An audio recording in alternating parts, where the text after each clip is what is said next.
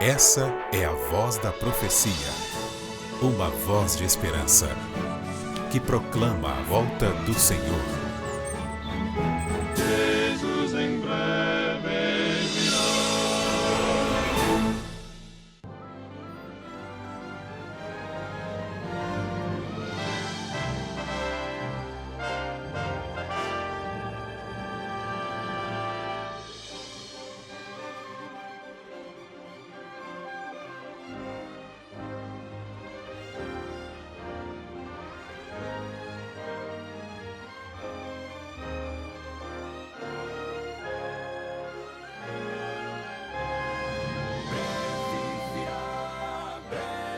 virá.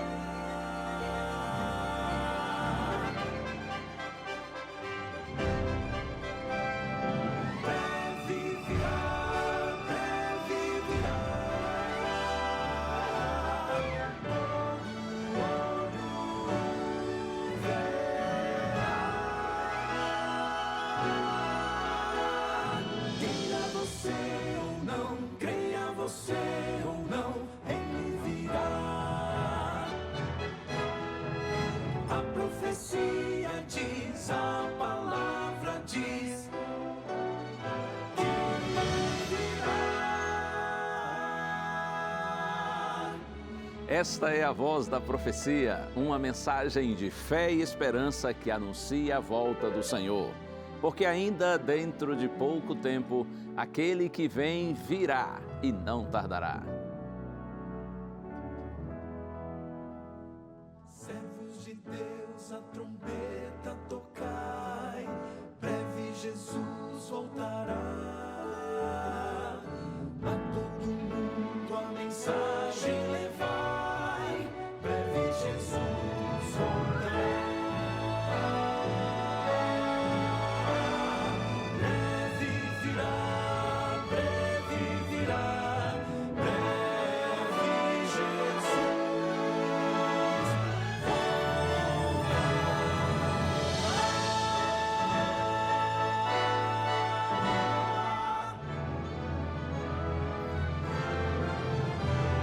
Esteja preparado para quando Ele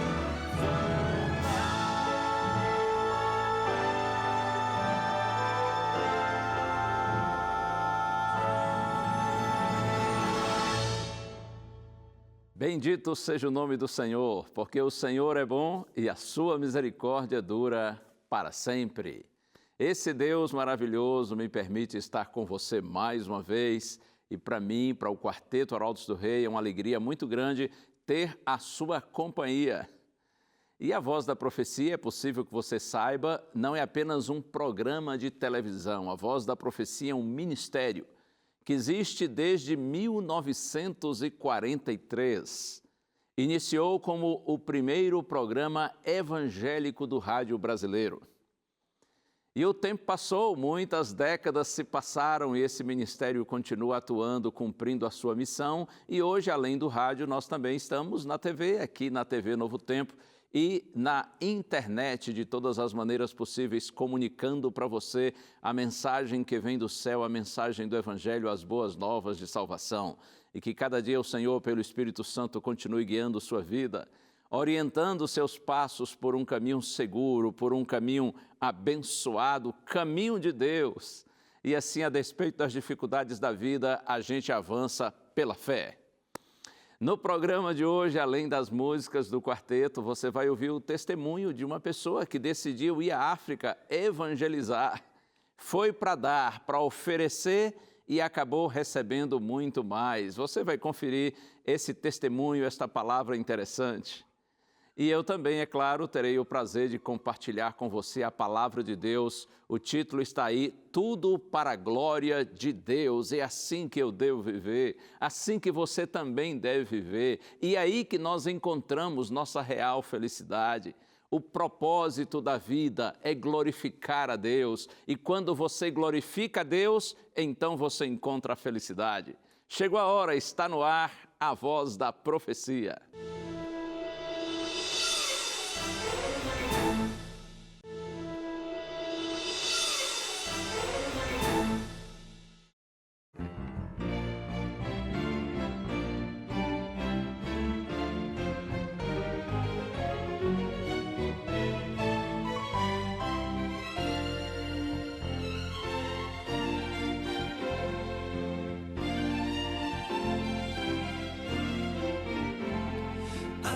seja glória e todo louvor, do princípio desse dia até o sol se pôr.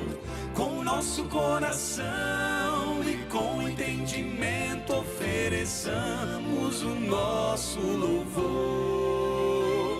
A Deus seja a glória. Feliz é aquele que encontra razão e motivo para cantar, um canto de alegria ao Pai, pelas bênçãos recebidas. A Deus seja a glória e todo louvor, do princípio desse dia até o sol se pôr.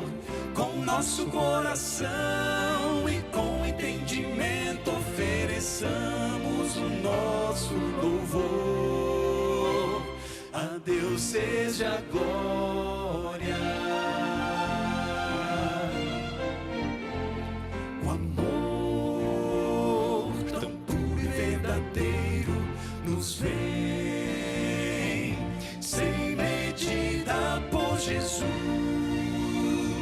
que já nos deu a vida e a fé, que nos leva nele confiar.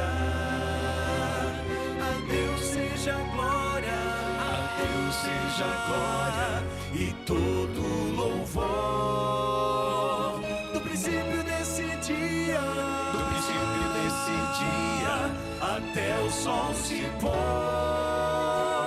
Com nosso coração e com entendimento ofereçamos o nosso louvor. A Deus seja a glória, a Deus seja a glória e todo louvor, do princípio desse dia até o sol se pôr. Com nosso coração e com entendimento ofereçamos o nosso louvor. A Deus seja a glória, a Deus seja a glória.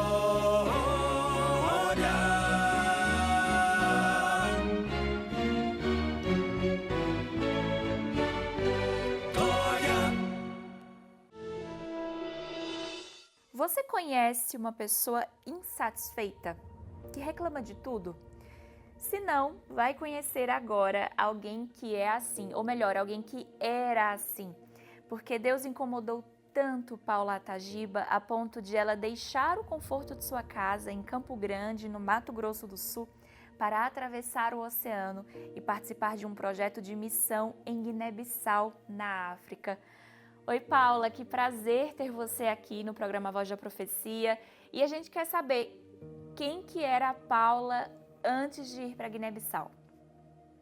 Oi, Fernanda, tudo bem? Então, a Paula, antes de ir para Guiné-Bissau, era uma pessoa difícil, viu? Reclamava de tudo, muito satisfeita. Mas eu tive a oportunidade de viver essa experiência que você citou, de sair daqui da minha cidade e ir para Guiné-Bissau, na África. E a minha vida transformada por Jesus. Paula, e como foi que você soube dessa possibilidade de fazer missão em Guiné-Bissau? Então, o pastor chegou lá na igreja, né? Ele tinha acabado de chegar de Guiné-Bissau, lá na África, e ele foi mostrar as fotos, contar os testemunhos para a gente, e também fazer o convite para que os jovens pudessem estar se disponibilizando aí para fazer o trabalho, né? E foi aí, esse momento, eu estava com meu filho com 6 meses, que eu ouvi o Espírito Santo falando para mim que eu deveria ir, que eu deveria viver essa experiência. Só que na hora eu ignorei isso, porque eu pensei assim, eu sou mãe, eu tenho um filho bebê no colo, o que eu vou fazer fora do país? Isso não é para mim, não. E Deus ficou 2 anos trabalhando comigo. Ô Paula, e você foi para a ilha, como que foi? O que é que você fez lá na missão e quais que foram os teus aprendizados dessa experiência? Eu fazia de tudo, mas na parte evangelística, eu trabalhei com as crianças. Crianças tão necessitadas, mas elas eram muito felizes, sabe? povo extremamente feliz. Você via um povo que tinha todos os motivos para reclamar, como eu reclamava, mas eles não reclamavam. Eles eram felizes e eles eram gratos pelo pouco que se fazia por eles. E aí começou a vir na minha mente todas as reclamações que eu fazia, e eu escutei o Espírito Santo falando: tá vendo, filha, você não tem motivos para reclamar. E eu fiquei olhando tudo aquilo assim, eu falei assim: o que eu estou reclamando? Do que eu estou reclamando? Porque eu não tenho uma parede bonita pintada? Porque eu não tenho um piso? Porque do que eu estou reclamando? Não tem sentido do que eu estou reclamando. E aí eu fui vendo, Deus foi me mostrando, né? O quão rica eu era, o quanto eu tinha e o quão ingrata eu estava sendo de ser aquela pessoa amarga que reclamava de tudo. Quando você para de olhar para você e você começa a olhar para as outras pessoas e ver a necessidade das outras pessoas, você começa, pelo menos eu olho para trás assim, eu vejo, mesmo no meio de todo aquele tormento que eu já passei, eu vi Deus me preparando para poder ajudar outras pessoas. Então hoje, assim, Fernanda, a minha vida ela é totalmente diferente, assim.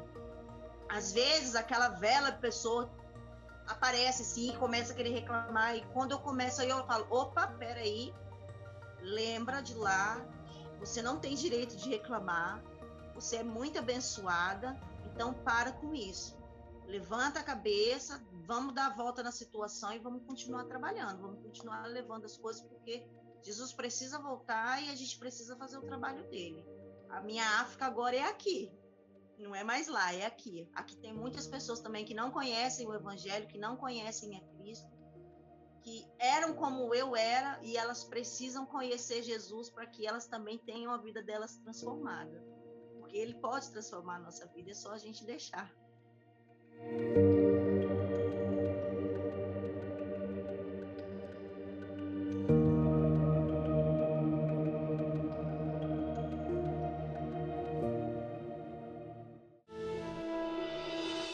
Muito bem, que experiência linda, hein? É assim mesmo.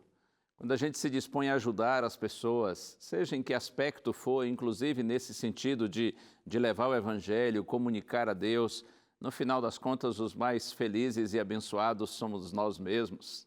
É assim, quando você resolve fazer o bem, esse bem de alguma maneira volta para você e você se torna uma pessoa mais realizada e mais feliz. Deus abençoe a Paula e Deus abençoe os nossos queridos lá em Guiné-Bissau. E eu tenho um presente para você, é a primeira vez que eu tenho o prazer de apresentá-lo aqui no programa A Voz da Profecia, o curso bíblico Jesus, Restaurador da Vida. Alguns já pediram, já receberam esse lindo material, mas se você ainda não tem, peça. Esse é um dos novos cursos aqui da Novo Tempo, Jesus, o Restaurador da Vida. Foi preparado na sede administrativa da nossa igreja aqui na América do Sul e já está abençoando muitas pessoas. São 20 estudos, isso mesmo, 20 estudos, todos baseados em temas bíblicos, e é uma revista bem agradável, bem fácil de ler, ilustrada, presente para você, não lhe custa realmente nada. Peça que nós vamos lhe mandar com muito carinho, tá bem? E assim a gente prossegue aqui, vamos ter um intervalo agora, mas o intervalo é curto, é rápido e logo em seguida eu vou voltar para a gente pensar juntos na palavra do Senhor. E olha aqui, se você ainda não está em nossas redes sociais da Voz da Profecia, acompanhe a gente, tá bom? Você vê aí na tela, seja pelo Instagram, seja pelo Facebook, vem estar com a gente, vem acompanhar a gente mais de perto, dando inclusive suas sugestões, seus conselhos, fazendo seus comentários em nossas redes sociais. Será um prazer ter a sua companhia também, assim, através da internet. Ok? Intervalo e eu já volto. Fica aí.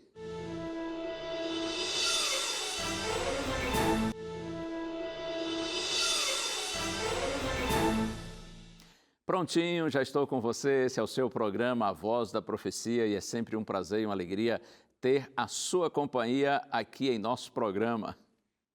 Chegou a hora de nós pensarmos um pouquinho na palavra de Deus e eu quero convidar você, antes de abrirmos a Bíblia, para nós orarmos ao Senhor. Pense em Deus comigo. Pai querido, por Tua graça, Senhor, eu te peço, fica comigo e com todos os Teus filhinhos que estão orando, Senhor, para que juntos nessa hora compreendamos bem Tua palavra. Oramos agradecidos no nome santo de Jesus. Amém. Muito bem, quero começar com você bem no iniciozinho da Bíblia, livro do Gênesis. Se você tem aí sua Bíblia e quiser acompanhar a leitura do texto, livro do Gênesis, a gente vai pensar um pouquinho num contraste que existe entre os capítulos 11 e 12 do livro de Gênesis, especialmente aqui nos primeiros versos. Então vamos lá, Gênesis capítulo 11, versos de 1 a 4, na minha Bíblia está escrito assim: Em toda a terra havia apenas uma língua e uma só maneira de falar. Os homens partiram do Oriente e encontraram uma planície na terra de Sinar e habitaram ali. E disseram uns aos outros: Venham, vamos fazer tijolos e queimá-los bem. Os tijolos lhes serviram de pedra e o betume de argamassa. Disseram: Venham, vamos construir uma cidade e uma torre, cujo topo chegue até os céus e tornemos célebre o nosso nome, para que não sejamos espalhados por toda a terra. Se você conhece a Bíblia, sabe que estas palavras iniciais lidas, elas estão relacionadas à construção da Torre de Babel. Há muita gente por aí que pensa que essa narrativa aqui não passa de um conto, de uma história, de algo assim irreal. Mas não penso dessa maneira e sugiro que você também não pense. As narrativas bíblicas, elas são sérias, são plenamente confiáveis. O texto está falando sim de homens que decidiram construir uma cidade e uma torre que depois ficou conhecida como Torre de Babel. Uma torre que os livrasse de um outro possível dilúvio, porque eles não confiavam em Deus, na promessa divina de que jamais destruiria a terra com um dilúvio. Mas o maior propósito deles era esse: fama, poder, visibilidade. Eles queriam independência de Deus, autossuficiência. Estas, sem dúvida, foram as suas maiores motivações. Veja que eles dizem assim, não é? Venham, vamos construir uma cidade, uma torre, cujo topo chegue até os céus e tornemos célebre o nosso nome.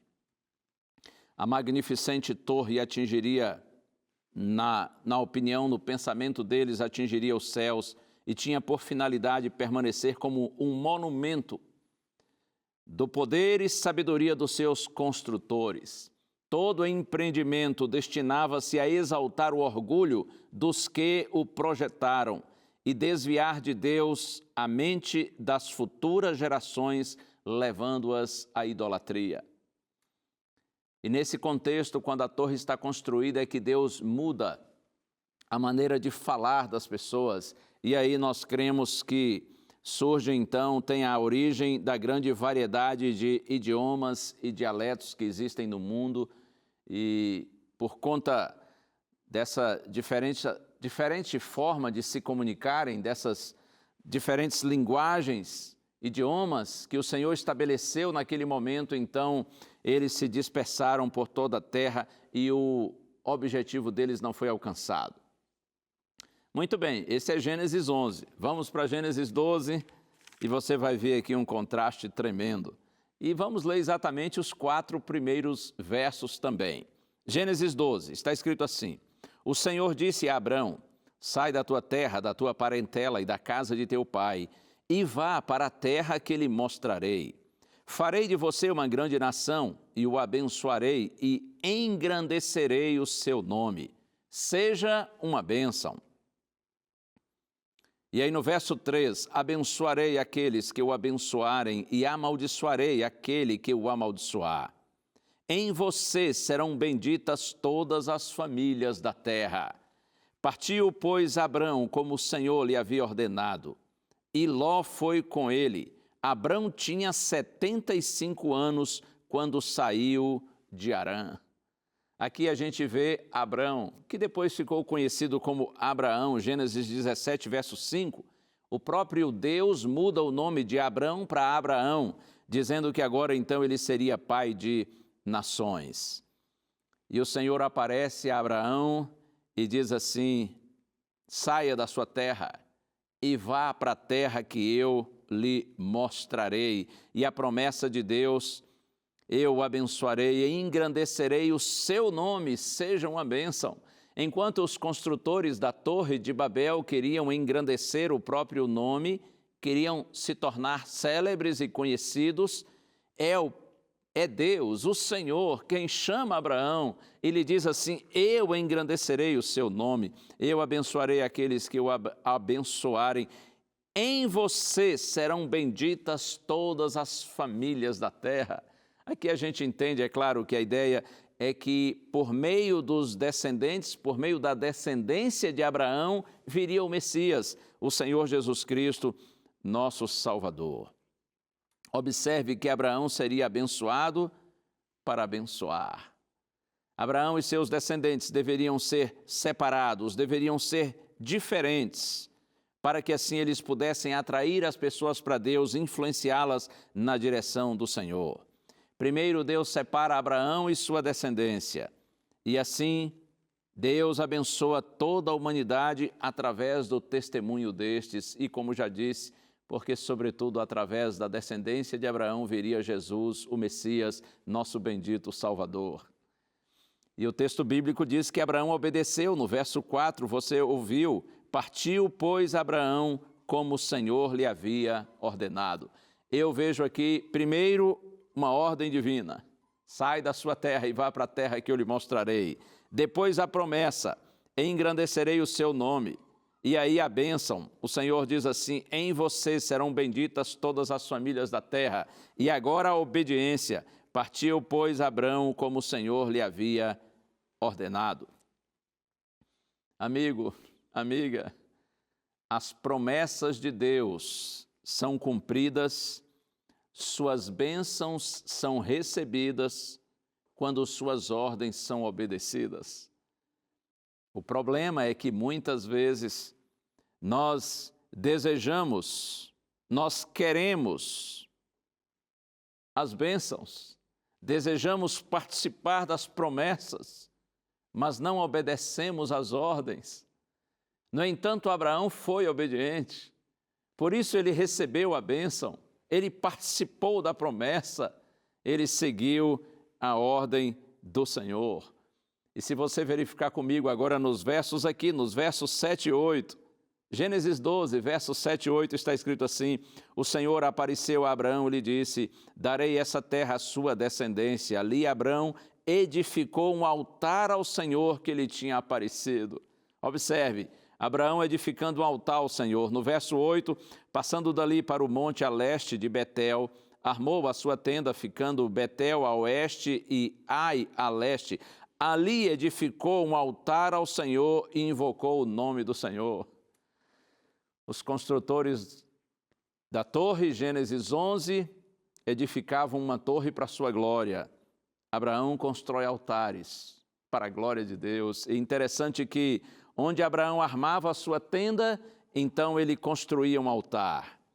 Quando a tenda saía, quando Abraão levantava seu acampamento, o altar ficava como um testemunho de que por ali havia passado um servo do Deus Altíssimo, o Deus único, Criador dos céus e da terra.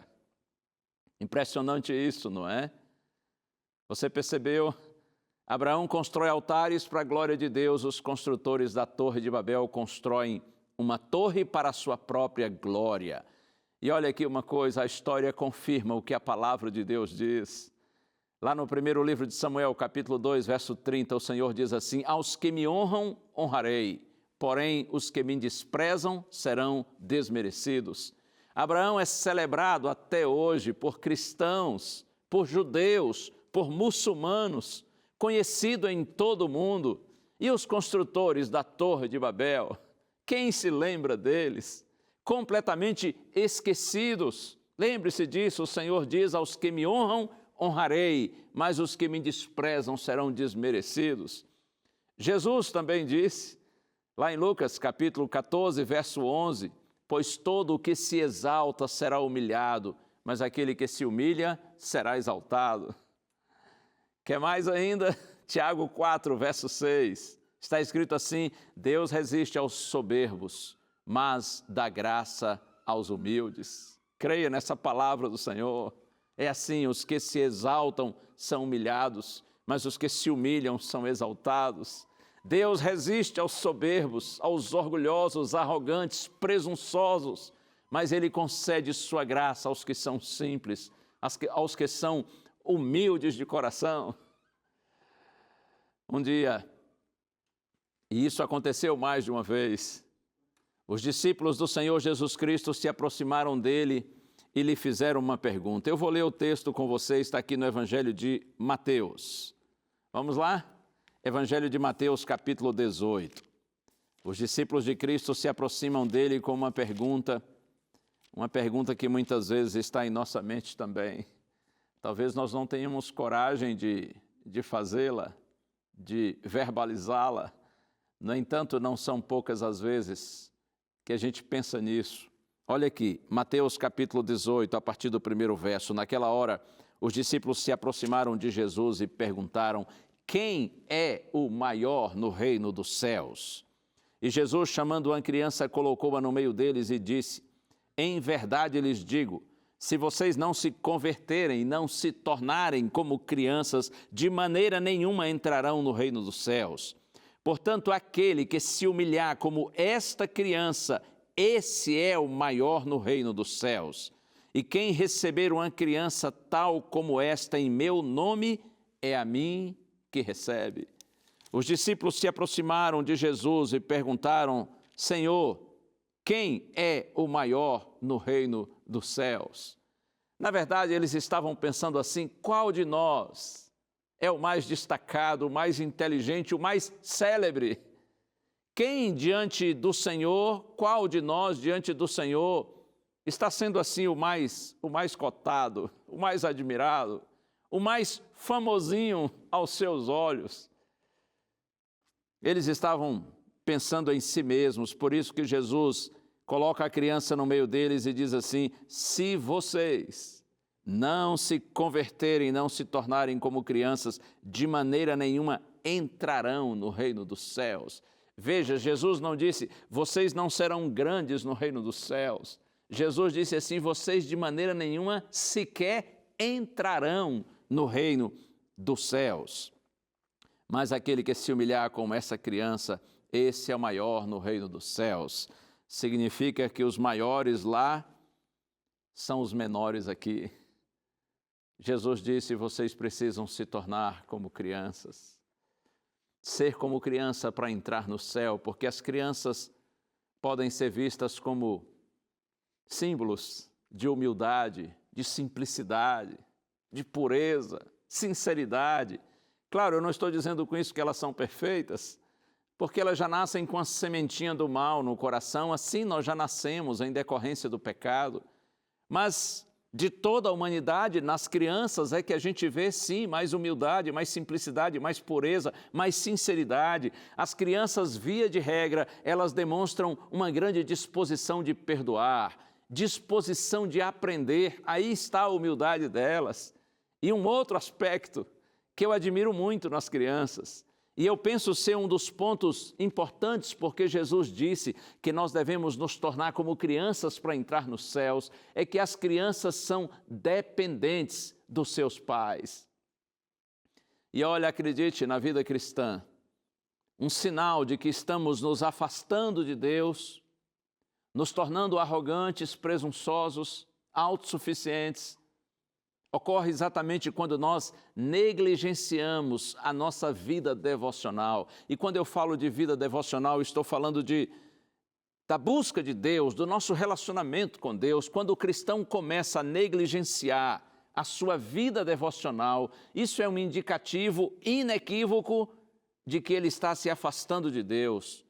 Porque o abandono da vida devocional é uma revelação de autossuficiência, de independência, de orgulho, de vaidade, pensando que nós podemos ser cristãos pela nossa própria força, conhecimento e capacidade. Eu nunca me esqueço uma vez que li numa revista cristã uma entrevista feita com o pastor Billy Graham. O pastor Billy Graham é considerado o pregador do século XX, um grande homem de Deus, um tremendo evangelista. Ele faleceu há alguns anos. E um dia perguntaram assim, nessa entrevista ao pastor Billy Graham: pastor, qual foi sua maior tentação durante toda a sua vida?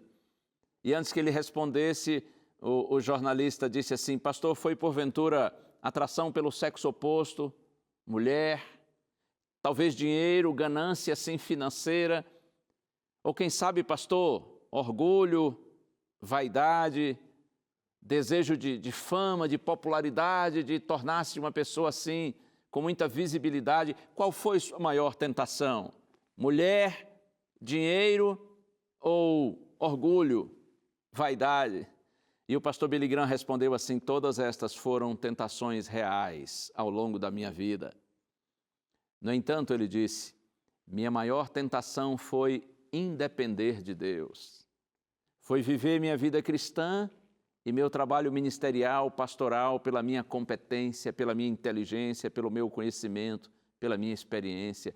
Minha maior tentação, ele disse, foi não orar, não estudar a Bíblia para me alimentar dela, porém estudá-la apenas para pregar mensagens aos outros. Uma das mais lindas características das crianças é o fato de que elas são dependentes dos seus pais. Entrarão no reino de Deus aqueles que, assim como crianças, souberem se colocar nas mãos do Senhor e serem completamente dependentes de Deus. Quando o pastor Billy Graham disse que uma grande tentação foi não orar, eu penso exatamente nisso, que para orar a gente precisa ser humilde, porque a oração é o reconhecimento da nossa carência, da nossa dependência, da nossa insuficiência. Você conhece a palavra que está lá em 2º livro das Crônicas, capítulo 7, verso 14. Esse verso é conhecido de muitos cristãos. O Senhor diz assim: se o meu povo, que se chama pelo meu nome, se humilhar e orar, e buscar a minha face, e se desviar dos seus maus caminhos, então, diz o Senhor, eu ouvirei dos céus, perdoarei os seus pecados e sararei a sua terra. Veja, Deus diz, se o meu povo, que se chama pelo meu nome, o meu povo que me conhece, se humilhar e orar. Observe, para orar a gente precisa se humilhar, porque, como já disse, a oração é uma demonstração de carência, de insuficiência, de dependência de Deus. Talvez seja por isso que os mais simples são os que mais oram.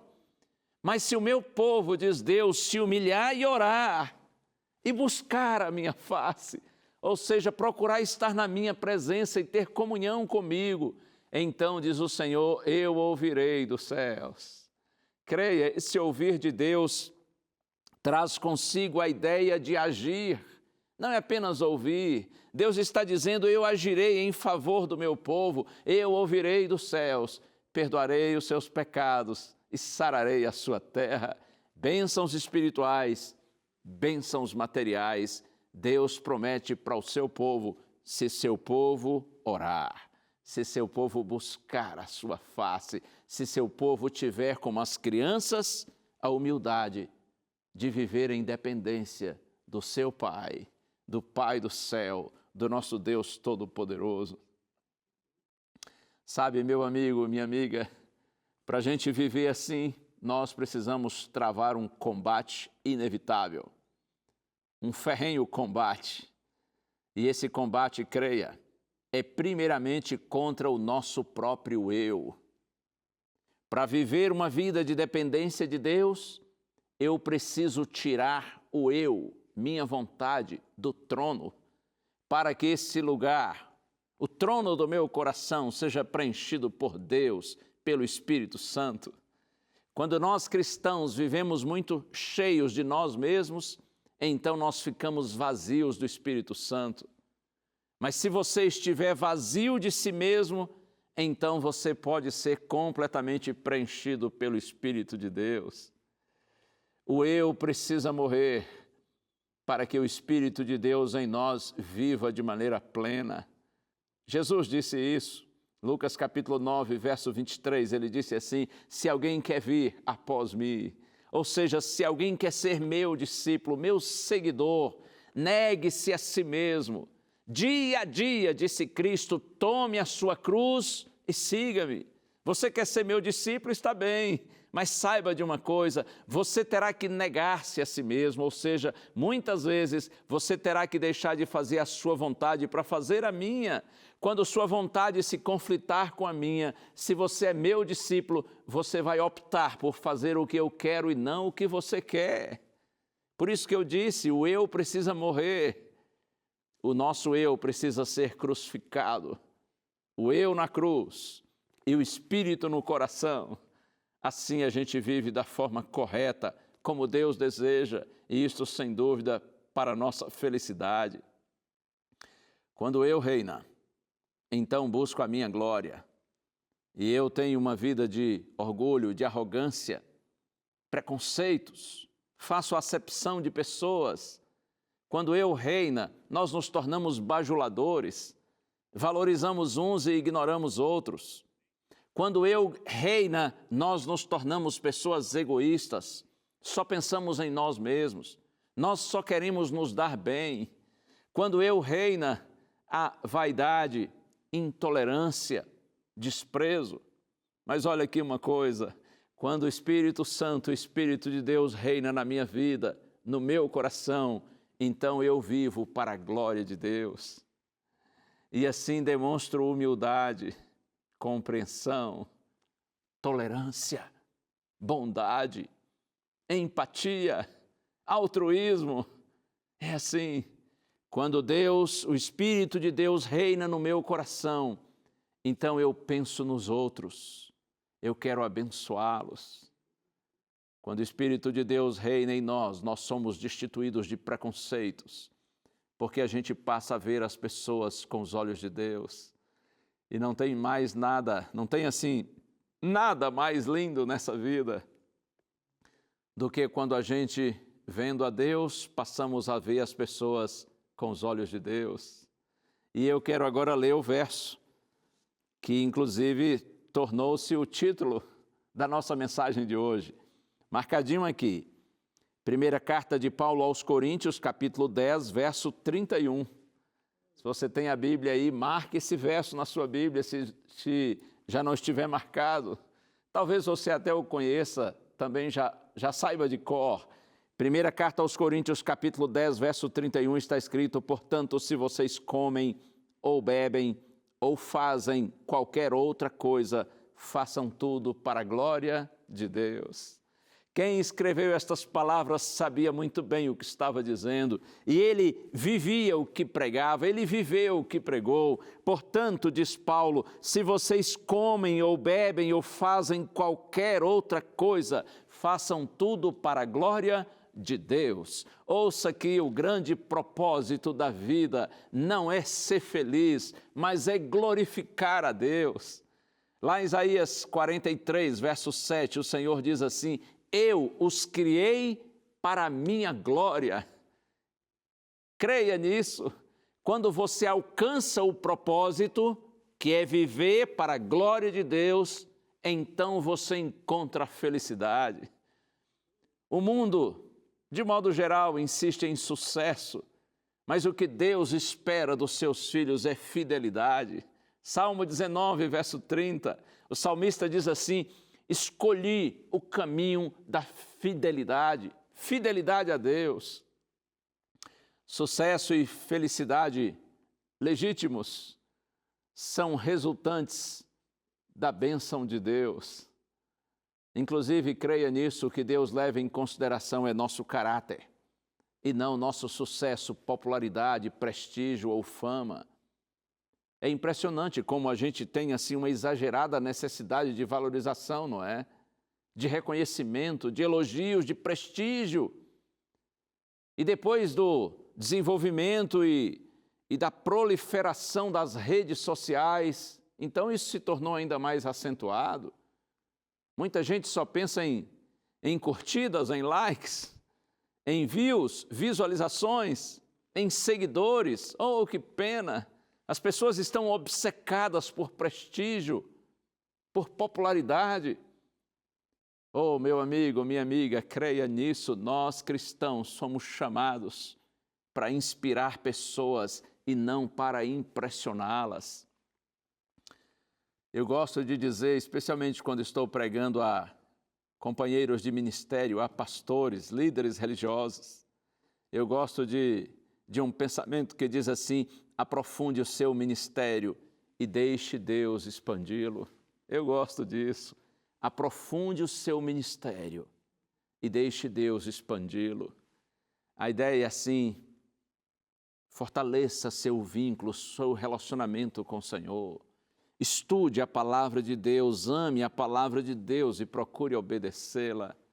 Prepare-se da melhor maneira para ser um homem de Deus, uma mulher de Deus, um líder verdadeiramente espiritual. Aprofunde o seu ministério e deixe Deus expandi-lo. Ou seja, é o Senhor quem vai usar você para a glória dEle, para que pessoas, através do seu ministério e da sua vida, sejam alcançadas pela palavra do Senhor. Uma vez, inclusive, lembrei disso agora, eu ouvi num concílio de pastores, eu ainda era um pastor jovem, e eu ouvi uma pessoa que foi convidada para fazer uma palestra aos pastores naquela reunião, e ela disse algo que eu achei estranho na época. Ela disse assim: todos os pastores precisam saber trabalhar seu marketing pessoal. Todos os pastores precisam saber trabalhar seu marketing pessoal. Eu achei aquilo estranho e eu pensei, eu não fui chamado por Deus para trabalhar meu marketing pessoal. Naquela época, quando jovem, achei essa frase estranha. Hoje que já sou mais vivido, essa frase para mim não é apenas estranha, ela é abominável, odiável, repugnante. Nós, pastores, e nenhum cristão, você que está me assistindo agora, seja você um pastor ou não, nenhum de nós foi chamado para trabalhar nosso marketing pessoal. Nós fomos chamados por Deus para glorificarmos o nome do Senhor. Viva para a glória de Deus. Nossa maior glória nessa vida é glorificarmos a Deus.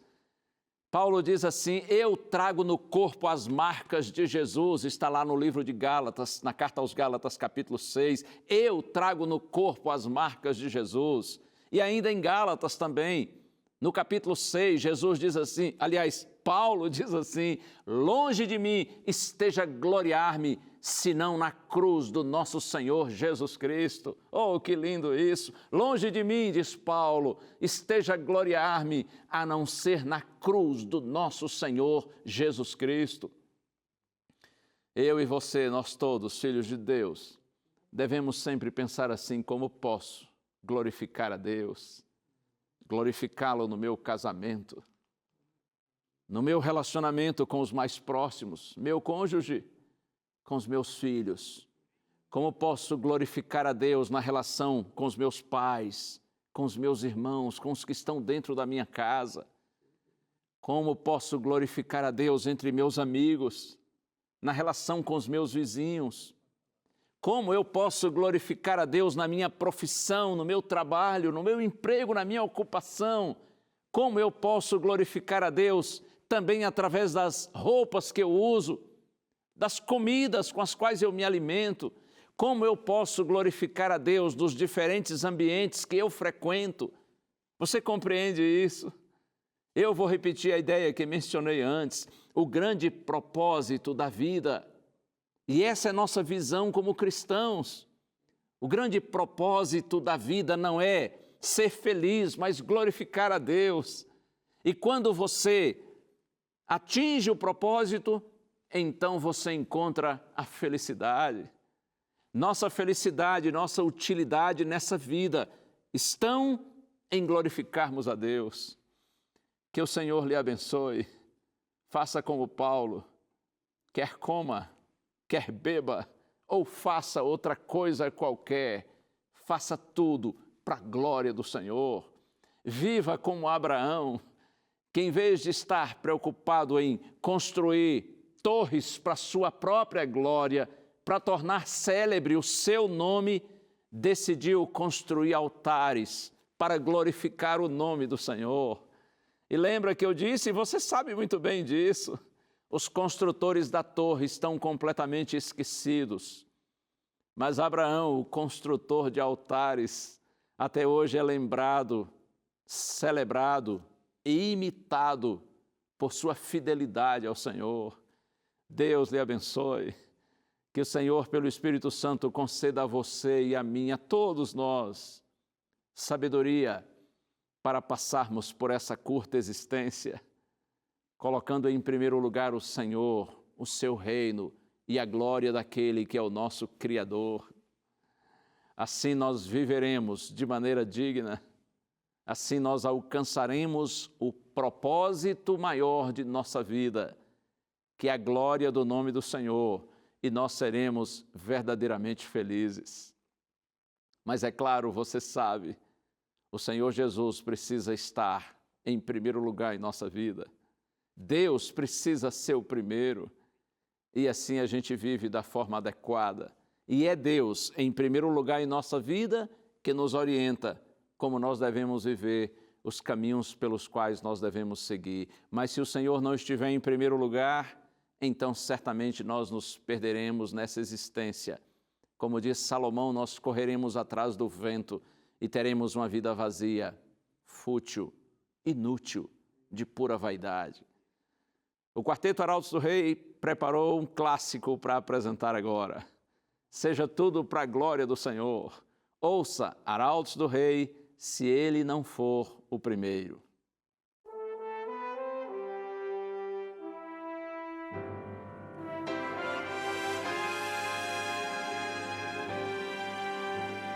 No trono do viver só existe lugar para lugar de quem governa todo o ser. No trono do viver só pode haver um Senhor. Se forem dois, um será amado e outro rejeitado. Vem, decide agora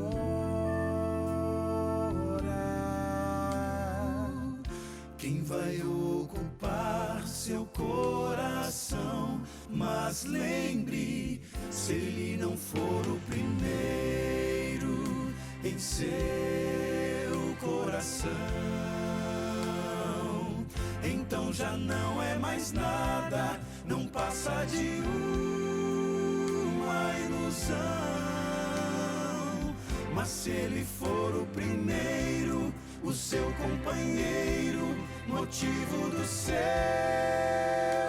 existir, você vai viver, você vai sorrir, você vai vencer.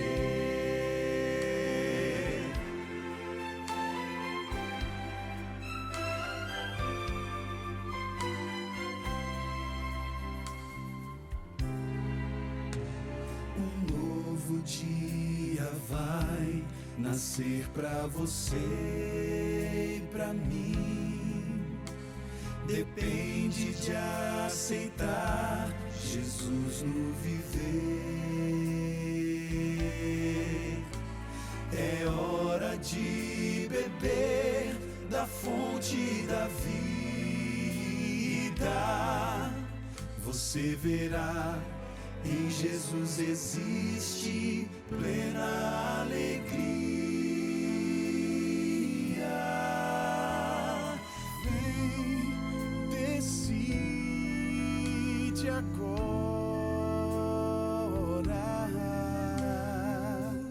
quem vai ocupar seu coração. Mas lembre, se ele não for o primeiro em seu coração, então já não é mais nada, não passa de uma ilusão. Mas se ele for o primeiro, o seu companheiro, motivo do seu existir, você vai viver, você vai sorrir, você vai vencer. Não há batalha perdida com Cristo.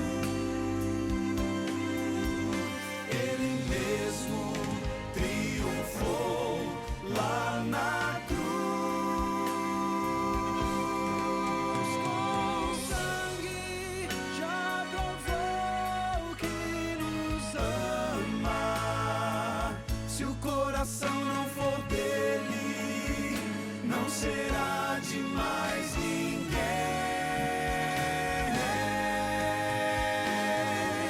Se ele não for o primeiro em seu coração,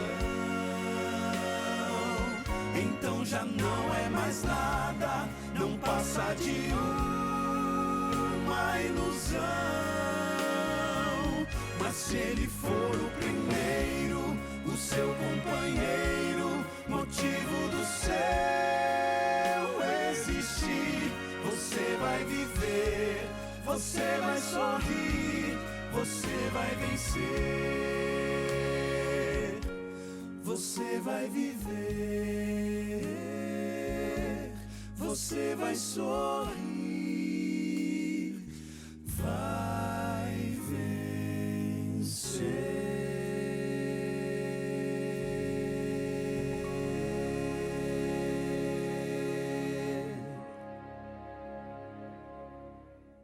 Amigos, muito obrigado mesmo, pra valer, porque essa música é muito linda, né? Como eu disse, é um clássico dos Arautos do Rei, com uma mensagem forte e muito verdadeira. Se o Senhor não for o primeiro, então Ele não é mais nada, não passa de uma ilusão. E a mensagem, a letra da música diz que o trono do nosso viver, o trono do nosso coração precisa ser ocupado por Deus. É assim mesmo. Eu disse para você durante a mensagem, repito aqui, se o Senhor não reina, se não é o Espírito de Deus que reina no meu coração e na minha vida, então certamente serei uma pessoa cheia de orgulho, de vaidade, de preconceitos, porque o meu eu, a minha vontade vai prevalecer e a nossa vontade de todos nós está corrompida, marcada, depravada pelo pecado. O nosso eu, nossa vontade, precisam ser vencidos, crucificados, precisam ser rejeitados, para que a vontade de Deus prevaleça em nossa vida, para que o querer de Deus se realize. E quando nós nos destituímos de nós mesmos, quando nos despimos de nós mesmos, da nossa vontade, e permitimos que o Espírito Santo reine, habite em nosso coração, sim, aí nós somos preenchidos por Deus e nós nos tornamos pessoas verdadeiramente felizes e a nossa vida se torna para abençoar os nossos semelhantes. Deus lhe abençoe, creia no Senhor e na sua palavra, viva para a glória de Deus e seja feliz. Vamos orar? Pense em Deus comigo agora. Pai querido, seja glorificado o teu nome, Senhor, e nós te pedimos, ajuda-nos a vivermos dessa maneira, vazios do nosso próprio eu e completamente preenchidos pelo Espírito do Senhor, para que assim vivamos com sentido, com propósito, compreendendo quem somos e para onde vamos, e que nossa vida seja bênção para os nossos semelhantes, na medida em que for glória para o teu nome. Oramos em Jesus. Amém. Amém, amém. Deus lhe abençoe. Firme no Senhor. E se o bom Deus permitir, a gente vai se encontrar na próxima semana, tá bom? Fica firme aí. A gente se vê. Um abraço. Tchau.